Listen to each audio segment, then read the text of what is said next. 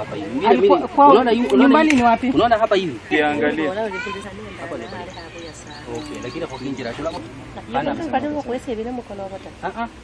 Sasa wengine kwa kiwanja huku akakimbia. Pengine mimi nashuku hivyo. Ndio sababu nasema. Na wenzake venye walifio break cho hapo wadogo. Kwa sema hatujapata mafuriko.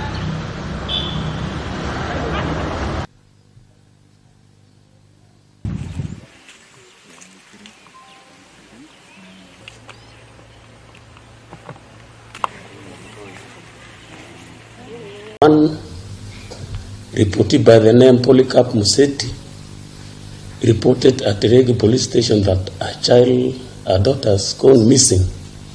The report was booked. Then on 22nd this month, one of the neighbors suspected a very bad smell emitting from the latrine, pit latrine. The people converged there. Police were called. They went there. They opened the timber latrine. On seeing inside the latrine, they saw a dead body of a child. The police, with the help of the members of public, managed to retrieve the body.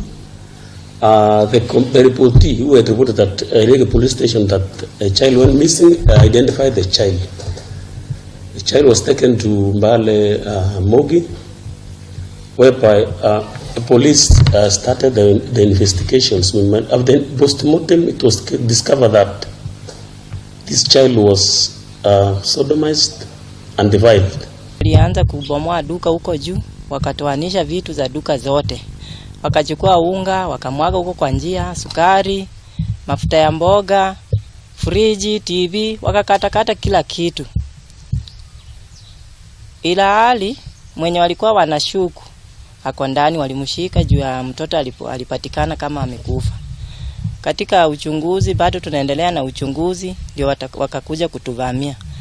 Wakakuja paka huko chini, wameharibu mahindi, wakabomoa hiyo jikoni, ndio wakaelekea kwenye walikuwa wanaenda huko ng'ambo. Mtu mzee unapata narudi kwa wajukuu wake na wanajisi na kama kitendo ambayo imefanyika hapa juzi hapa Imalava, na laani na nataka kutoka kwa OCPD, DCC mpaka kwa assistant chief mpaka kwa watu wetu wa mtaa wale community policy wote tuwe waangalifu.